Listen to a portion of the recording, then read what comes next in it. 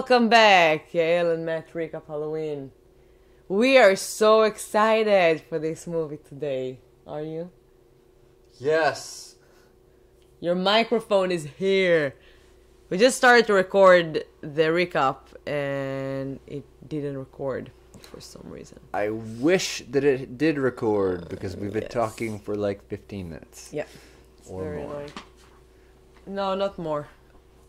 Okay, so this might be a shorter one because my will to recreate past enthusiasm is less.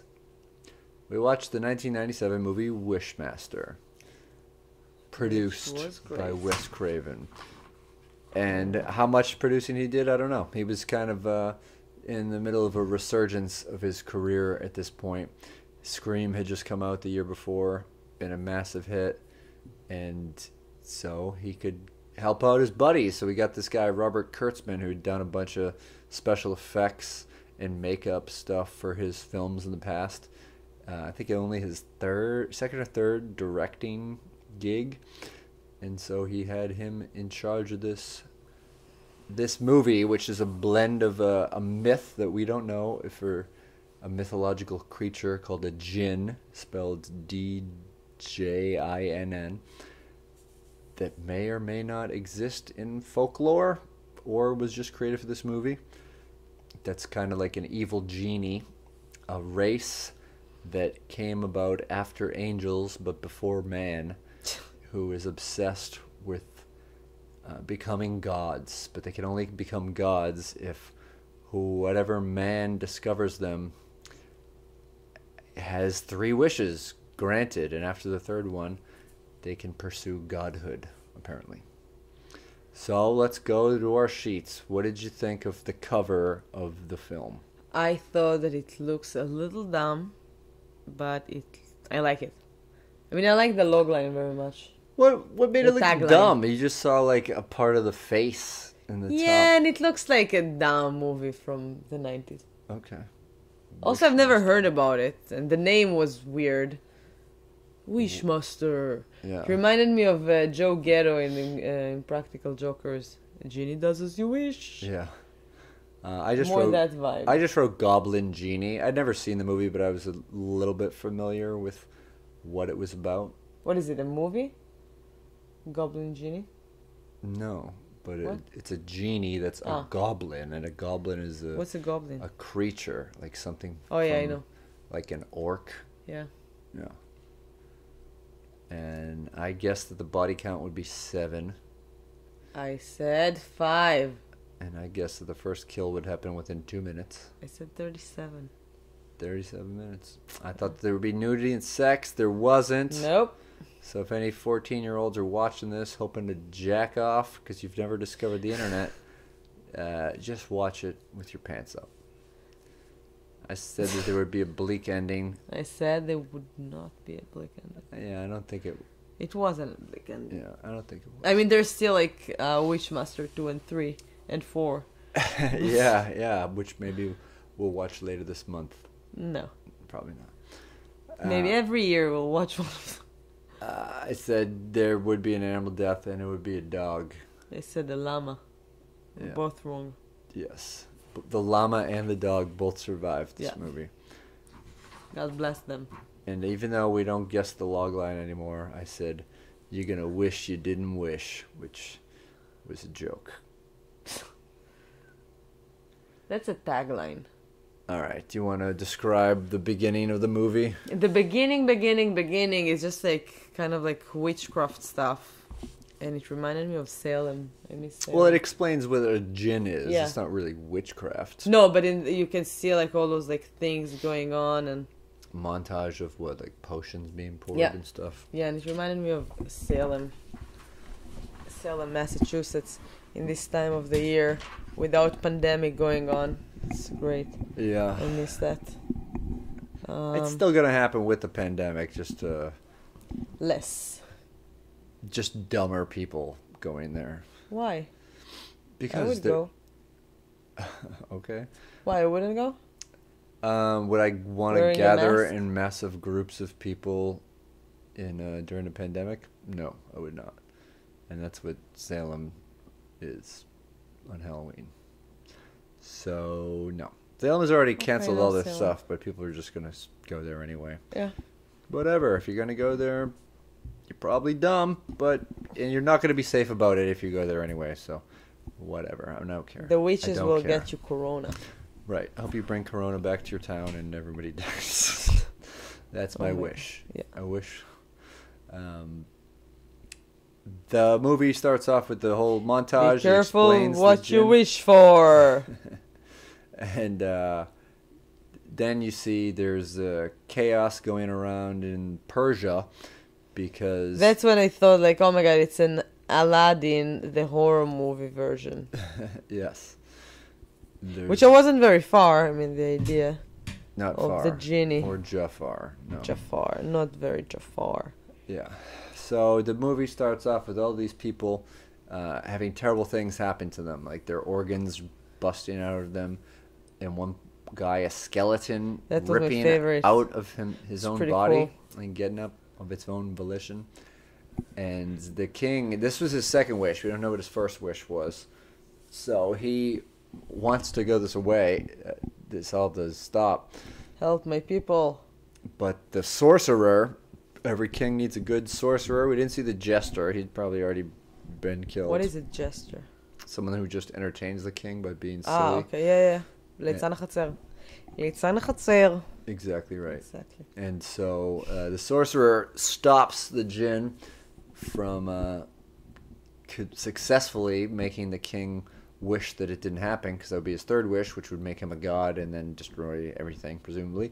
So he somehow casts a spell and sucks him into a ruby or a big gemstone. And the day is saved. But then we're in present-day America. No year, so it's timeless. Although the technology and fashion sense kind of Yeah, but the 90s are back. Okay, so... Look at my closet. So we see a ship just coming into port that's delivering this big box of a statue. And then you see a dumbass dock worker drinking on the job, banging it against stuff, being yelled at by the people who have imported it, which is Mr. Raymond Beaumont and his assistant, Raymond Beaumont, played by the great Robert Englund, a.k.a. Freddy Krueger. Mm-hmm. And, of course, because booze gets spilled on the machine, it goes crazy, and it drops on the guy who was yelling for him to be careful, Mr. Beaumont's I have a assistant. question. Was he the player who played Freddy the entire time? Or there was... Yeah, he a played movie. Freddy. They did a remake of Nightmare on Elm Street with a British actor, and that's the only one that Robert Englund has not portrayed him in. That's weird. Was it quite as Why is it weird? It would be, To hear, I mean, a British accent, Freddy. I don't think he had a British accent. kidding. British actors are Very they talented. can make themselves sound dumber. So that's the guy gets killed by a statue, and the box busts open a little bit, and the gemstone rolls out. So another dumbass construction worker picks it up and sells it to a pawn shop, which all happens off screen. Then the pawn shop guy brings it to this appraisal place run by a guy named Nick, who, he sees dollar signs in his eyes, and he says he's going to put his best appraiser on it. And then you see his best appraiser playing tennis. We learn it's a girl that Nick used to go out with. The script is great, I have to say. Like, those jumps between scene to scene is pretty cool. Yeah. And so the guy that his former girlfriend, Alexandra, is playing tennis with is her best friend, Josh, who wants to be more than friends. The first thing he asks her is that it's been 7 weeks since her and Nick broke up. He wants to go out, and she wants to go to a ball game, and he really lays it on hard. She likes him like a friend. Yeah. So he gives her his sweaty hat, thinking that the pheromones will convince her otherwise. Oh my god. And so she goes back to work, and he works in a lab, a different lab. He's like on a university campus or something. And so she's examining this, and she sees a weird irregularity after she looks under this very 90s microscope technology. Looks like something out of a shitty 8-bit video game. And then she hears, "You have awakened me."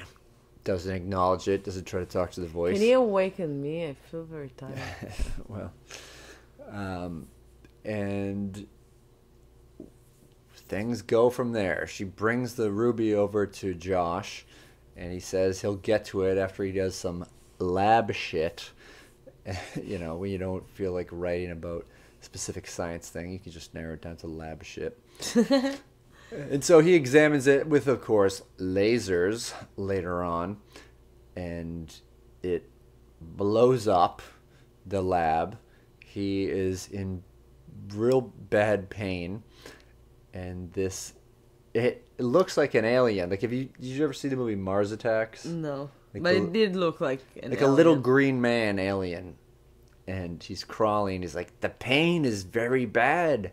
I could make it go Matt away. is doing a wrestling thing, and is doing the worst French accent I've ever heard in my life for his character. But the alien didn't sound like that. that. The alien didn't sound like that. Yeah, they all sounded like that. That was the voice of that.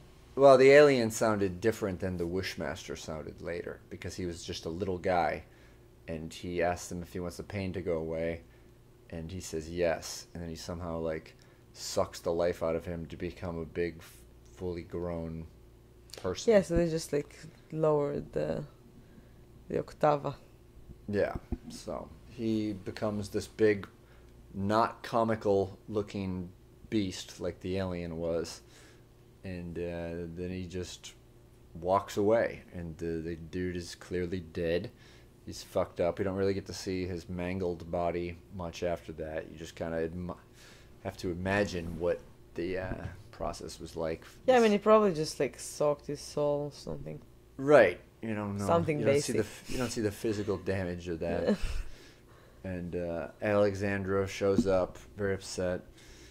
The police question her, and then she starts freaking out because she hears the Wishmaster, the djinn, in her head, and sees how Josh died or something.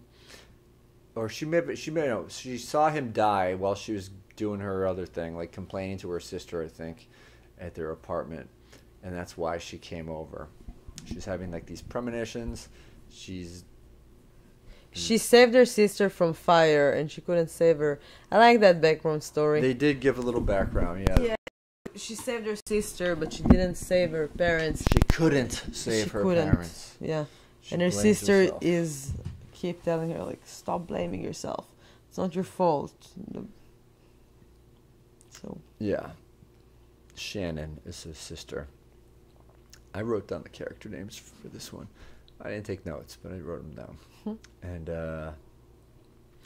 so then we see a homeless guy begging for change in front of a drugstore, and getting told to get off the sidewalk by the pharmacist who runs the place. And then he goes back into the alley, and there's the Wishmaster dressed like a homeless guy saying, "I bet you wish he was dead." And the guy he uses some very funny, colorful language. it was very creative. And he's like, what would you do? He's like, I don't have anything but a cigarette, and he's smoking it, not offering No, to he trade asked it. him, what would you give for that? So Right. he said, they only have a cigarette. So Cigarette and a handshake. yeah. And the Wishmaster doesn't want to shake a dirty old homeless man's hand. So he says, well, you have your soul. So he gave him his soul right away. yeah, but the way, like, the Wishmaster, it sounds like he's just making conversation, not making binding contracts. And so the guy's like, yeah, I do. Yeah, but then where would you go with a contract like that? Well, exactly. To God? Hey, God, excuse me. I was signing with the devil about this thing. Yeah, but he's just like, okay, well, I'll do it. And he's like, I'll kill the guy with cancer in the middle of his shift. And so we get to see what the physical manifestation of physical cancer is while he's getting some guy boner pills over the counter or something. And then the homeless guy sees that and he's like, oh shit. Yeah, it was a weird right away death. Right, so that's the string of a number of bizarre creative deaths that the Wishmaster, he's just wanting to go out and have fun. I feel like they just try to show us that he's almighty, basically. He's been cooped up for a long time and he wants to do some damage, so... Yeah, actually, it's just like coming back to it. It's just like little damage in the beginning. Well, he goes, the next thing he does, I think, is he goes to a morgue on like a medical campus and he starts cutting a dude's face off of a recent corpse. He gets caught by like the intern or a medical student and he's like, I bet you wish you couldn't see this. And he's like, yes. Like, I don't know why they're making conversations with this ghoul that he just saw. And so he sews his eyes shut with his hand by granting the wish. Because he just wished. Yeah, he didn't really wish it. He just said, yeah, yes. In a panicked frenzy. And then he just takes the guy's face and then which it is the molds same to his exact head. thing. Like, what would you do? You can't complain. Who would you go with your complaints to? Hey, but it wasn't very clear. I mean, who are you going to tell that? Yeah. Excuse me, do you have a manager? Can I talk to your supervisor? And so then he becomes this debonair, recently deceased guy. And I don't think he ever had a name. Maybe he did. But he goes... Who, the ghoul? No, when he's in the handsome man body. No. I didn't find him very handsome. Okay, It reminded me of Johnny Drama. All right, so this well-dressed, non-Wishmaster looking guy. Yeah, he was well-dressed, that's for sure. He goes to because he just, like, you don't see him trying on outfits, so who knows what he wore to this department store. But he tries on a suit and then buys it, and he's sort of flirting with a girl that works there. And he's like, how would you like me to pay? Cash or credits? That was a great scene. And she said, cash, I guess. And then the cash just appears in her boobs, in her bra. And so he's like, you're beautiful, but beauty is fleeting. And wouldn't you like to stay beautiful forever? And she says, yes. He goes, oh, then it is done. And then she's a mannequin. With her name tag still on. That's really funny. And so there's a whole string of things like that, and every time something bad like that happens, Alex gets a premonition of it. And she eventually somehow finds her way to Professor Wendy Durloff, who knows about weird old stuff like this. And then she goes and finds Mr. Beaumont, who she's sort of friendly with because they both work in the field of architects. What is it that Indiana Jones discovers? He's an archaeologist. No, with the gems. Yeah, but she doesn't just do gemstones. She does like collectible artifacts is the word I was looking for. And so they talk about like what happened, and she's asking him if it was bejeweled, if there was something missing from it, and he says no because who knows, this wasn't part of the deal. It was just stuck in the statue or something. And she finds out more about the concept of jinns. She goes and finds the construction worker to see if he can shed any light on how he got it. And there was a pretty funny exchange where afterwards, after he's a total dick to her the whole time, he's like, I got $200 for it. Did I get fucked? And she's like, royally. I like that guy. Yeah. And so she basically learns that according to the story and I the myth, apologize if you're watching the video. I'm very, very, very tired. it's okay. This is our second time doing it too. So yeah. We're just doing the meat and potatoes of it and getting it out. They learn that the gin was put in there as part of the stone of the secret fire, and the guy is stalking her. Essentially, he goes to the police station because she was at the scene after Josh died, and he's trying to get her address in a very creepy way. And the cop, of course, is just sharing how mad he is about this one guy who keeps getting off without any evidence. And he's like, oh, I wish we could just have witnesses after he did like a murder. And he's like, then it is done. And then I like the accent. Makes the guy just pick a gun up and shoot multiple people in the police station. So they have evidence. But then they barely, I mean, he ripped one person's chin. Yeah, pretty sure the guy died. He ripped his jaw off from the bottom and like down through his chest. Pretty sure he's not going to just be wired back on. And so things get wackier from there. It doesn't. He gets the business card of the girl from the cop's file.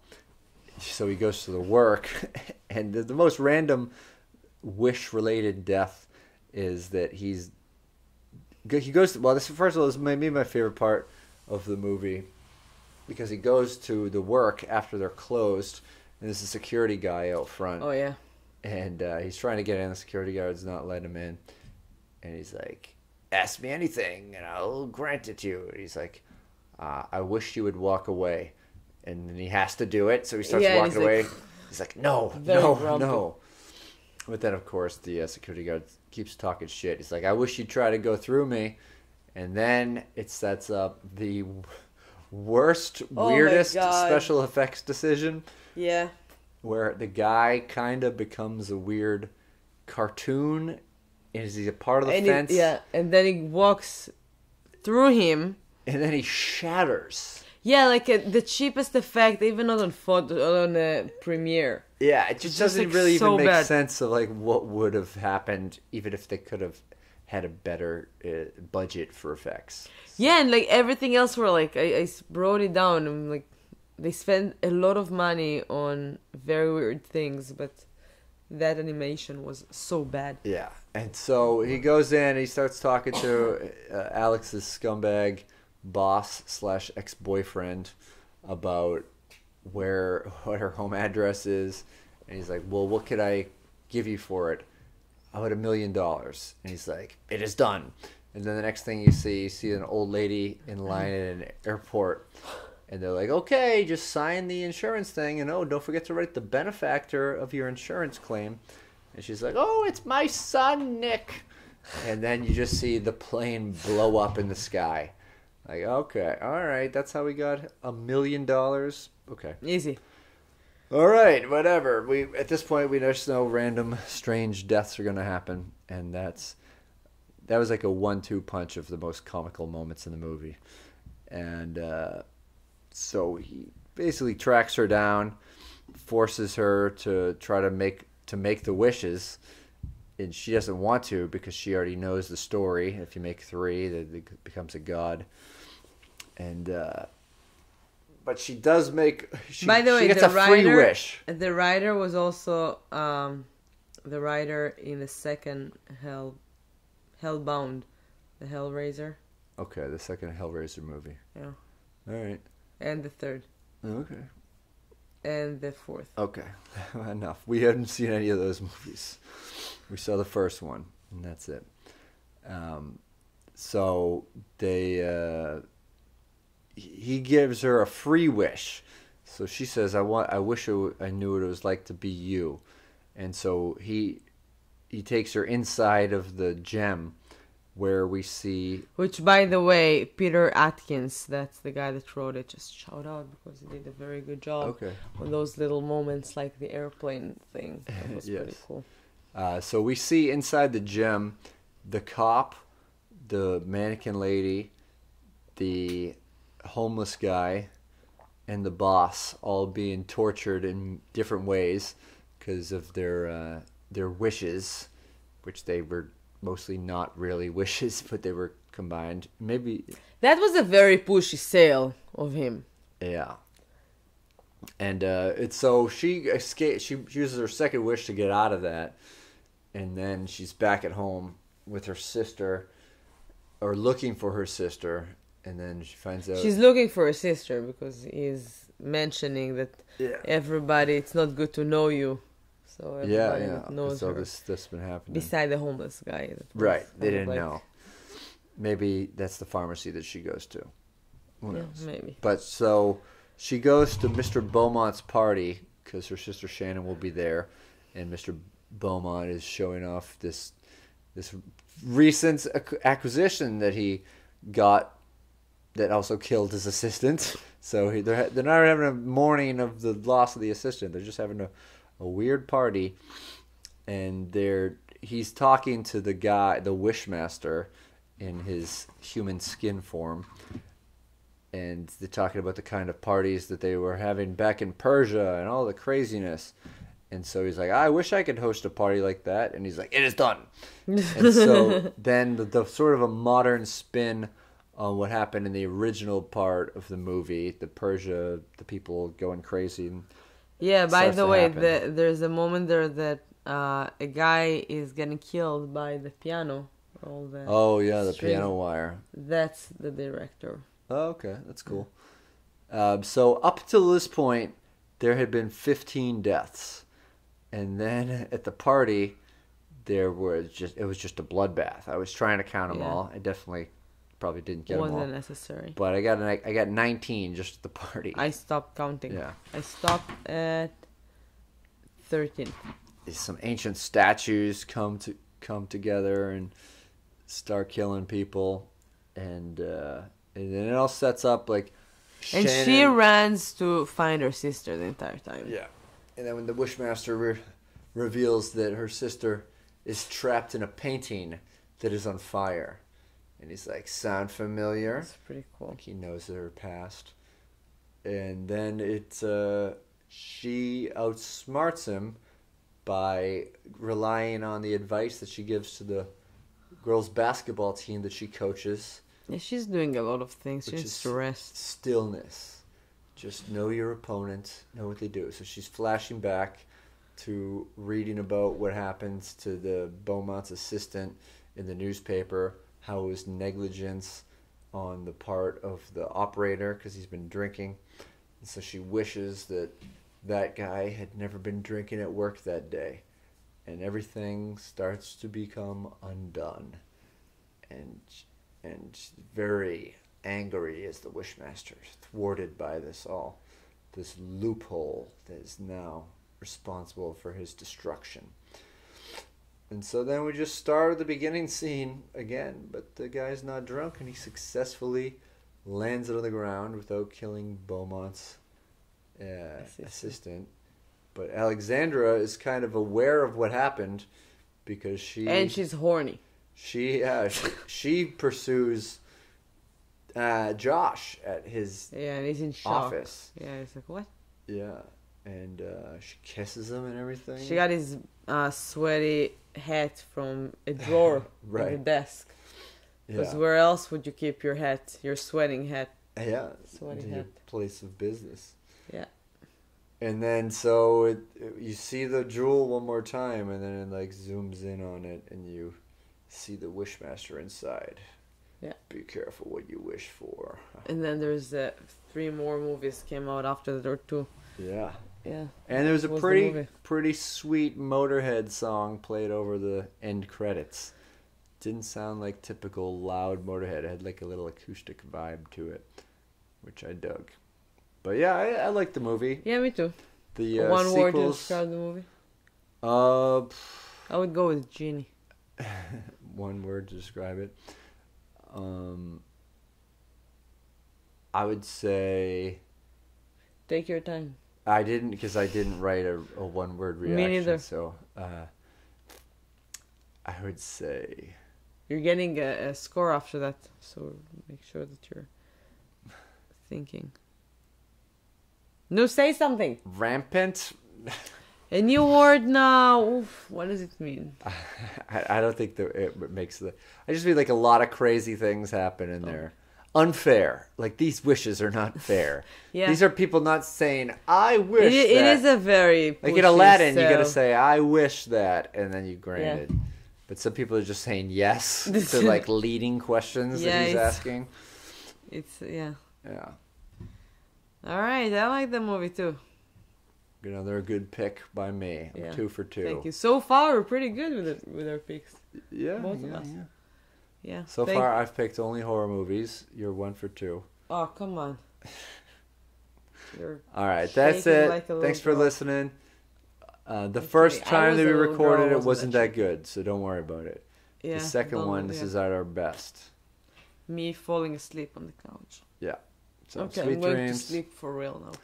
Thank you so much for listening, for watching, for being here, for celebrating Halloween, for not celebrating Halloween, for celebrating Jewish holidays, whatever you want. Yeah, and Just if you want to celebrate. know what she was talking about with Le Magnifique Nordique, just look up Quarantine Action Wrestling on YouTube or on Twitch. Yeah, they have the you'll same see it. accent. It's weird. It's wannabe French accent, but it's not even close. It wasn't. The Wishmaster doesn't have a French accent, but it's Yes, a bad yeah, the accent. French Either one it is. accent. Yeah. All right, thank you so much. Listen to us tomorrow. We're gonna have so much fun tomorrow, much better than now. Promise you. Thank you. Bye. Good night.